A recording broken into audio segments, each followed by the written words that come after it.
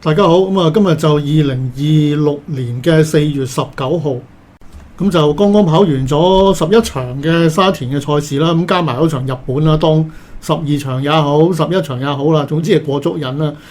同大家分析一啲賽後嘅話題。今日幾件事嘅，即係講下袁幸堯啦。亦都係即係點講啊？其實今日佢大家可能會有啲失望啊，因為佢有幾隻熱門馬輸咗。另外就大家唔知有冇注意今日嘅馬會嘅直播咧？嗰個尤其是賽事進行中咧，係有同以之前係有咗唔同嘅。都同大家講下一啲睇到嘅一啲反應啦、迴響啦。另外咧就今日可喜嘅咧就有兩隻4歲精英啊，真係4歲精英啊！今日贏咗嘅，都同大家講下個前景啦。首先就講翻嗰兩隻4歲馬先。一隻咧就首飾天空啦，大家知道啦。另外就尾場嘅海上大軍。首先講翻呢兩場馬先啦。首飾天空就本身都應該係 OK 硬淨噶啦。因為佢3班咩重磅，同埋1400，我諗加啲新鮮感啦令佢係 OK 啦。因為上季大家記得佢3歲已經贏到上1600噶啦。咁嚴格計咧，1400可能都係要靠一啲新鮮感，稍為嫌短嘅。重磅稍為嫌短，都仲要贏得幾輕鬆嘅，撳住嚟贏嘅，贏得相當之出色啦，係嘛？另外尾場就海上大軍啦，即係都唔敢講佢話有水分，但係咧就要注意一樣嘢，因為尾場大家都 feel 到啦，嗰種軍勢係好似隻都個評分見盡啊，大家搏到好殘啊，即係總之係用咗好多力㗎啦，之前有好多馬都。好啦，海上大軍嗰個問題就係話佢本身輕磅啦，亦都係叫做係對住一紮評分見盡跑咗好多搏得好盡嘅對手，贏咗。當然佢係2班 winner 就喺呢方面咧，2班頭馬就好過3班頭馬嘅，你可以咁樣都可以話佢好過首飾天空都得。就想講咧，就亦都未必係話我唔係想講話兩隻馬邊隻高低嗰個問題啦。而係話第一就大家留意嗰個季尾啦，而家開始都跑女王杯嘅，其實都可以叫季尾嘅。年輕嘅馬久休復出或者呢啲初出嘅馬，體力咧一定係佔優，同埋佢哋嘅分未盡啊嘛，一定係啦，係嘛？第一次出賽冇咁快分盡啦，只要你進步啲。第二就係話咧，呢兩位咧，即係本身呢兩件衫咧都係一啲老牌賽衣啦，首飾係。同埋呢個係蕭家蕭家就大賽經驗都好足夠㗎啦。海上大軍就係好明顯係好早嚟咗香港，係貨打比。但係中間有啲轉折之後咧，就索性係完全唔去打比啦。所以先至有呢場頭馬喎。如果佢勉強喺而家4月中勉強譬如喺3月頭出賽，就跟住直上打比啦，佢係絕對可以嘅。即係3月頭搏一場1800、2000近嘅。以佢嘅評分一定入選，但係跑完打比之後會唔會有馬贏咧？呢場嘅頭馬會唔會發生咧？就真係好有疑問。首飾天空其實亦都喺叫佢試閘嘅時候咧，已經俾人問㗎啦，話會唔會跑打比出得翻嚟咁樣，結果冇出。等到而家先出咧，就修成正果啦，叫做喺3班都贏多一場先。當然啦，即係除咗馬主嘅意思，我諗都好大程度係蔡約翰嗰個睇法嚟嘅。即係有乜冇必要去夾硬去一啲打比呢個都係我哋熟知蔡約翰咁多年嚟嗰個咁樣嘅方向啊！即係佢個諗法通常係咁，唔會揠苗助長嘅。佢一定係足夠隻馬夠晒狀態先去跑。譬如話你話唔係喎，有啲馬久休佢都照搏打比，即係嗰啲係俾新鮮感佢啊嘛。呢啲係一啲叫做傷過或者進度未夠嘅馬咧，佢一定係回足晒。做晒準備，等隻馬有足夠嘅比賽狀態先至擁佢上去。呢個就相對冇辦法啦，即係相對黎超星嚟講咧，人比死人啦。但係如果相對黎超星又係同一類型嘅馬，鎮倉堡嗰隻燈膽將軍咧，我就略嫌嗰隻燈膽將軍係出得早咗啦，真係出得早咗。其實燈膽將軍都好唔使咁心急啊，即係咪等到呢個時候先出都得咯。但係佢喺3月已經出咗咯，我記得已經。其實佢跑嗰場跑第3都跑得唔錯嘅，即係其實如果佢再回足啲時間，跟住先至跑嗰啲2班嘅短途咧，譬如話而家呢個時間或者5月頭跑呢2班短途，又係對住啲好殘嘅馬啫嘛，或者你對住顏色之王，顏色之王就好重磅嘅咁樣，你係殺到嗰啲星際快車顏色之王啦咁樣，係絕對可以。咁所以呢個就係嗰個部署嘅心思同埋嗰個思路嘅問題，係會影響到馬匹嘅成就咧，就係呢樣嘢。咁啊，第二樣嘢就講下嗰個新嘅馬會嘅今日嗰個即係喺賽事途中咧，就嗰個顯示嗰號碼咧就唔同咗嚇。咁啊，以前咧就淨係得個 number 同埋啲 number 咧講真成日錯嘅喺比賽途中，即係明明嗰隻6號唔喺第3位咧，佢就都係打出嚟喺第3位，經常發生啲錯嘅指示嘅。咁變咗冇乜人理嗰啲 number。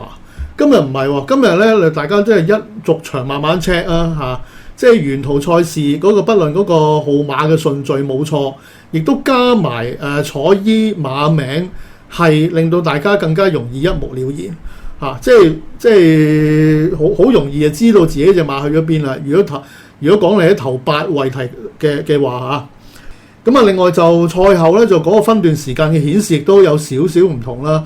嗱，除咗而家加埋㗎啦，已經老早加咗嗰個最後200，即係每段400米，跟住仲有每段200米嘅時間都有之外咧，佢亦都顯示埋每個400米嘅段速究竟係快過定係慢過標準時間。咁大家就更加容易咧，就即刻可以解讀到嗰場賽事啦。譬如話有啲賽事係前快後慢嘅，咁即係全面放到散晒啦，後上馬着數啦嚇。即係我好簡單咁解釋啦，當然未必啦嚇。即係有啲時候就係頭2段好慢，末段又好快嘅。咁後上馬追條毛咩？係嘛？一定係前面嗰幾隻有着數啦。呢個好概括啦，但係就呢個係一個令到大家可以更加容易、更加好閱讀到賽事嘅一個做法，係值得嘉許嘅。OK。咁如果以我嚟講，覺得呢樣嘢即係都要講翻一樣嘢，即係唔好盲目咁樣吹捧啊！即係其實做遲咗啦，講真。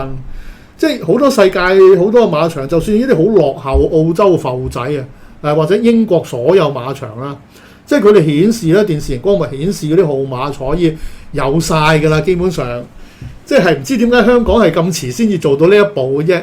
當年就應家柏就話有咩計時寶有個咩計時嘅系統密咁樣㗎嘛，咁結果就唔係好得啦。咁跟住就係搞到而家啦，到今次啦女皇杯之前先做到一個。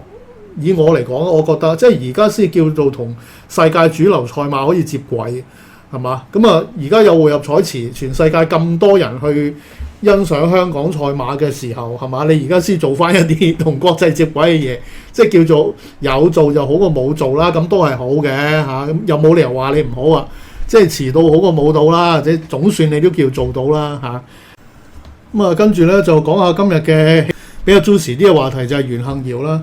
咁啊，本來就佢次沙田賽事啦嚇，而家暫時佢都淨係跑得沙田嘅，次都有馬贏，又起碼又騎師王又勝。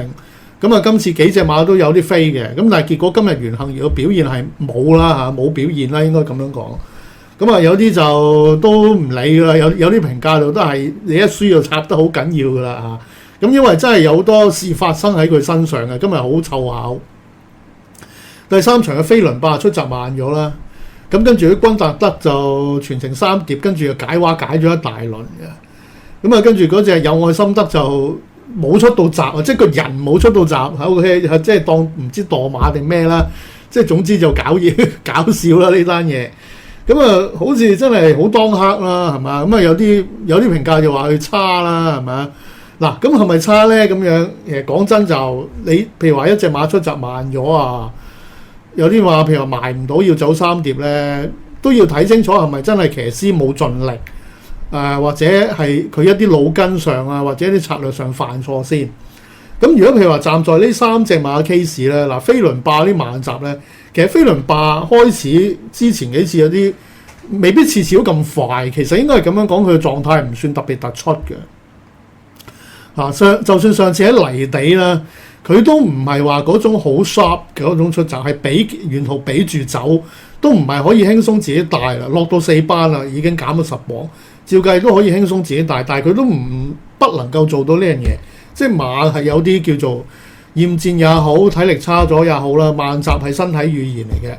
咁啊，君達德亦都本身並非話真係好超卓嘅馬啦，可以咁樣講啦。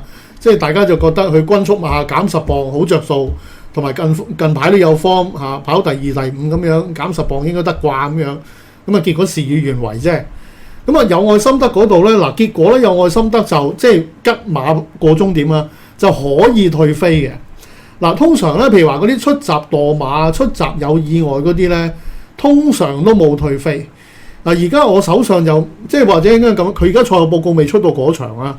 其實如果我估啦正常嚟計都其實都不中不遠矣噶啦，係應該如無意外係佢未坐穩落隻馬背上面，即係佢未坐低就已經司閘員已經撳咗開閘啦。咁所以個責任就唔喺佢度。若然佢已經坐咗落去坐穩咗啦，咁基本上司閘員嗌開閘就冇噶啦，一定係冇得退飛。但係我估計而家有得退飛就因為佢未真正坐上個馬背。咁有啲朋友已經喺網上 cap 翻嗰啲直播影片咧，即係睇翻個直鏡咁樣啦已經就係見到好明顯嘅情況就係袁幸堯係冇出到閘，咁亦都係即係叫做係掹住喺個閘箱嗰度咧。即係我諗佢應該係未坐穩喺呢個，即係未夾實啊，或者未坐穩喺個馬背上面。咁你個人未坐喺馬背上面，你點跑咧？即係你未坐落去，咁所以呢個退飛我諗就係一個咁樣嘅原因啦。咁呢個純粹我諗就係黑啦，係嘛？即係會唔會佢有責任咧？唔知。咁其實可能亦都係要睇埋賽後報告先知啦。咁如果係咁，正常嚟講個責任喺司閘員嗰度啊。司閘員應該 confirm 晒所有馬匹已經準備好。所謂準備好，你最少騎師要坐咗落去先啦。如果佢未坐落去嘅，即係未準備好啦，係嘛？咁樣咁所以就形成今日佢嘅黑。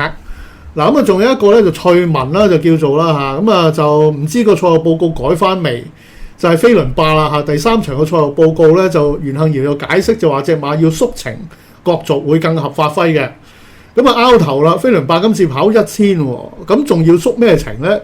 咁香港地有800米跑咁咧，即係美國嗰啲 quarter horse 或者日本地方競馬嗰啲浦和800、川崎900咧，咁樣係咪要咁樣咧？咁啊，但係我哋睇翻英文就知道咧，就應該係講緊增程嘅，就唔係縮程嘅。即係袁幸堯對住首新董事講咧，就話飛輪霸應該增程。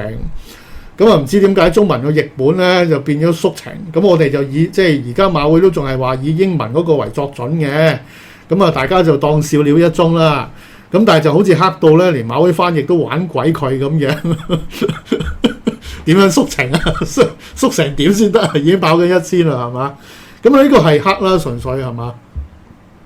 咁啊，至於講到個表現咧，嗱，我之前咧就講過佢同黃寶嚟嘅比較咧，即係我就講人比人又唔好比死人，因為係要好配合咧騎師嘅表現，當然要有佢本身嘅能力啦。亦都要配合馬匹嘅性能，先至睇下個騎師可唔可以發揮到。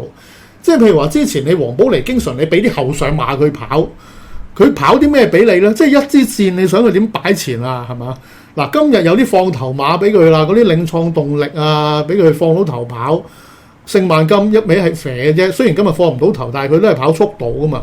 呢啲馬就啱呢個黃寶嚟啦嘛，係嘛？你俾啲後上馬佢跑，佢邊度發揮到咧？以佢而家嘅程度也好，或者佢個牌仔7磅優勢係來自放頭啊嘛。其實袁幸堯跑得好，佢都唔係後上，都係放頭嗰啲放順咗啫嘛。咁即係證明有咁嘅坐騎，即係發揮到嘅性能。其實黃寶嚟都一樣可以做到嘅。